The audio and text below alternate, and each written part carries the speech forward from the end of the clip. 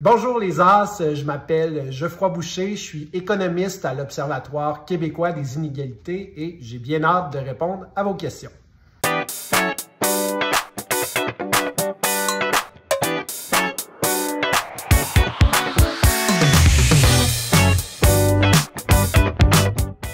Salut les As! Cette semaine, j'ai eu le plaisir de rencontrer Geoffroy Boucher, un spécialiste en économie et en politique. Son but est de sensibiliser les dirigeants du Québec et du Canada aux inégalités sociales et économiques. Il travaille avec l'Observatoire québécois des inégalités, un organisme qui éduque la population par rapport aux différentes inégalités qui existent dans notre société. Geoffroy a répondu à 5 de vos questions. C'est parti! La première question vient de Bleuet Atypique. Est-ce que tu savais que tu voulais faire ce métier lorsque tu étais enfant, adolescent ou adulte? Non, pas du tout, Bleuet Atypique. En fait, quand j'étais plus jeune, je voulais être astronaute ou réalisateur de films. C'est plutôt tout au long de mon parcours scolaire que j'ai développé un intérêt pour l'économie, la politique, donc les questions de vie en société, les choix collectifs qu'on fait, le partage des ressources, ça m'intéressait beaucoup. Puis à l'extérieur de l'école, je me suis impliqué bénévolement dans des organisations où j'ai côtoyé des personnes en situation de pauvreté. Puis les injustices, ça m'a toujours pas mal bouleversé. Donc de fil en aiguille, j'ai décidé que je voulais être économiste et que je voulais travailler sur des enjeux qui me tenaient à cœur. En plus, je suis quelqu'un d'assez curieux. Donc, faire de la recherche, faire des analyses pour répondre à des questions complexes, ben, ça me plaît bien. Donc, c'est comme ça que j'ai choisi mon métier. On poursuit avec Yotsuba. Pourquoi est-ce que les inégalités existent? Alors, Yotsuba, c'est une très bonne question et c'est une question qui n'est pas facile à répondre. On peut voir un peu la vie comme une sorte de jeu de société. Et bien, comme dans tout jeu de société, il y a des règles. Et malheureusement, les règles du jeu ne sont pas justes pour tout le monde. Il y a des personnes qui débutent leur vie avec plein d'avantages et d'autres personnes avec plein de désavantages. Et là, il y a des règles qui favorisent certaines personnes au détriment de d'autres personnes. Donc, on peut penser à notre système économique qui va favoriser l'accumulation de richesses et de pouvoir dans les mains d'une minorité de personnes très influentes. On peut penser à notre système politique qui vient un peu protéger ce système économique-là. Et on peut penser aussi aux discriminations, le racisme, le sexisme, les discriminations basées sur le handicap, la classe sociale. Donc, toutes ces règles du jeu-là viennent contribuer aux inégalités.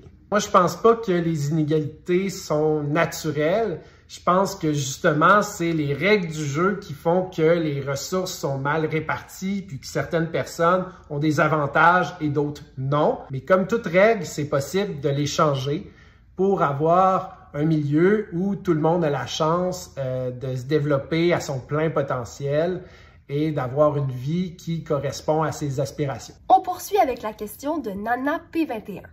J'ai entendu parler de classe. Pauvre, classe moyenne, classe riche. C'est ça des inégalités économiques? Est-ce que c'est vrai qu'il n'y aura plus de classe moyenne? Alors, Nana P21, je crois que tu fais référence au concept de classe sociale. Il y a plusieurs sortes de classes sociales, mais c'est vrai qu'on parle souvent des classes moins nanties, qu'on appelle communément pauvres. Et ensuite, il y a les gens qui sont plus riches, les classes sociales mieux nanties. Puis entre les deux, il y a la classe moyenne.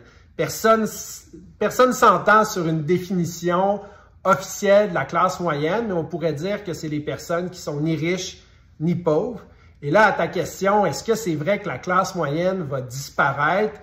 C'est vrai que si les inégalités sont très, très importantes, on va se retrouver avec une minorité de personnes très, très riches et une majorité de personnes très pauvres et peu de personnes entre les deux. Mais ce qu'on observe au Québec, c'est que grâce à nos politiques de redistribution, donc de partage de la richesse, grâce à nos services publics, on a une classe moyenne qui s'en sort plutôt bien.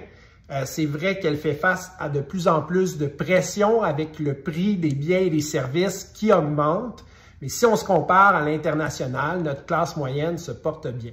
Les économistes s'intéressent de plus en plus au concept de qualité de vie et de bonheur. Et oui, ce qu'on constate, c'est que quand les inégalités sont plus réduites, les gens sont plus heureux dans la vie. Ils sentent qu'ils ont la chance de suivre leur aspiration, suivre leurs rêves, davantage que lorsque les inégalités sont très élevées. On poursuit avec la question de Super Moi. Est-ce qu'un enfant pauvre peut se sortir de la pauvreté quand il sera adulte?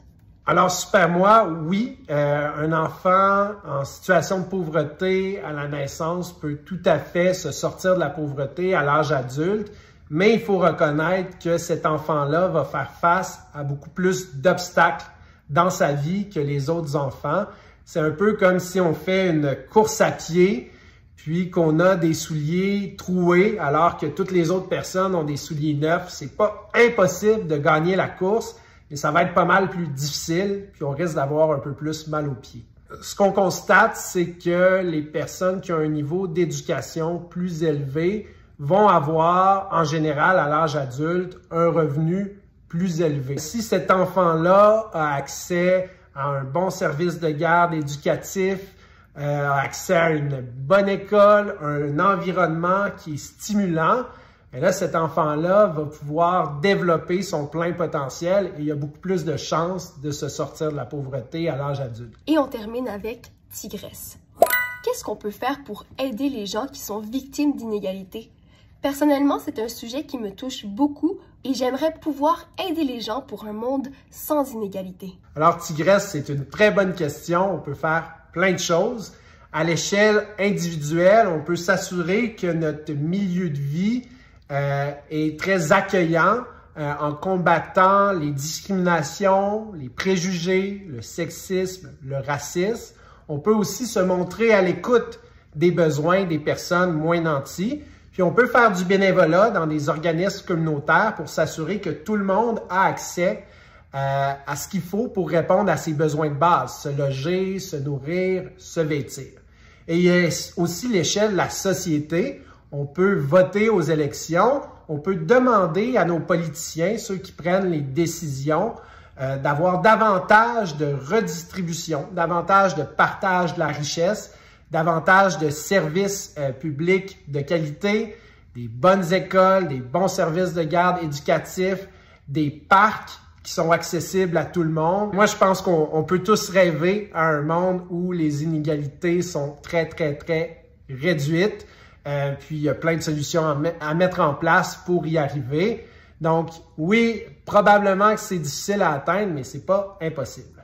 Alors, merci beaucoup les As pour vos excellentes questions.